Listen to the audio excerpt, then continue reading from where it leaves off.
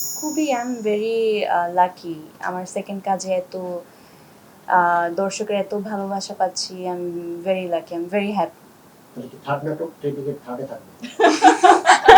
Third নাটকের কথা এখন বলতে পারছি না, দেখি সামনে করা হলে বলবো অবশ্য। 10-এ এখন আমি নাম্বার দিতে পারছি না, বাট হ্যাঁ I do believe that I have done better আগের থেকে। কারণ প্রথমে একটু একদমই নতুন ছিলাম আমি ক্যামেরার সামনে, সেকেন্ড টাইম দাঁড়াই, আমার টিভিসির প্রথম কাজ ছিল, সেকেন্ড টাইম দাঁড়াই আমি ক্যামেরার সামনে। তো ওইভাবে একটু মানে আমি বুঝতে পেরেছিলাম যে আমার অ্যাক্টিংকে আরও ভালো করতে হবে, আরও শিখতে হবে। তো এবার আমি আরেকটু বেটার ট্রাই করেছি, হোপফুলি সামনে আরও বেটার হবে কাজ করতে করতে শিখ। প্রেশার, হ্যাঁ প্রেশার, কারণ পিপল আর কম্পেয়ারিং, তো ওই কারণে প্রেশার, হ্যাঁ প্রেশার বলবো, বাট আমি ওইটা প্রেশার হিসেবে দেখি না। কারণ আমার বোন যে জায়গায় আছে এখন, ওইখানে যেতে তো আপুরও অনেক টাইম লেগেছে।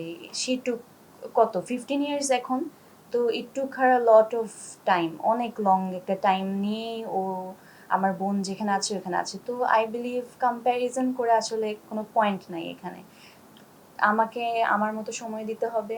আমি আপুর কাছে যাই যদি কোনো যেমন আমার কোথাও কোথাও প্রবলেম থাকলে যে এই লাইনটা কিভাবে বলা যায়, কিভাবে বললে আরও সুন্দর হবে, তো ওই জায়গায় আমি ওর কাছে গিয়ে বলি এই লাইনটা কিভাবে বলবো। তো আমাকে স্ক্রিপ্ট রিডিংয়ে হেল্প করে যে এটা এভাবে বললে ভালো হয়, এভাবে করবা। না আমার এত আসলে কোনো টেনশন নাই, আমি আমার মতো যাচ্ছি, আমার মতো করব কাজ, ভালো লাগে যখন সবার এত, আপনি যেহেতু বললেন আগ্রহ, তো এটা এনজয় করি।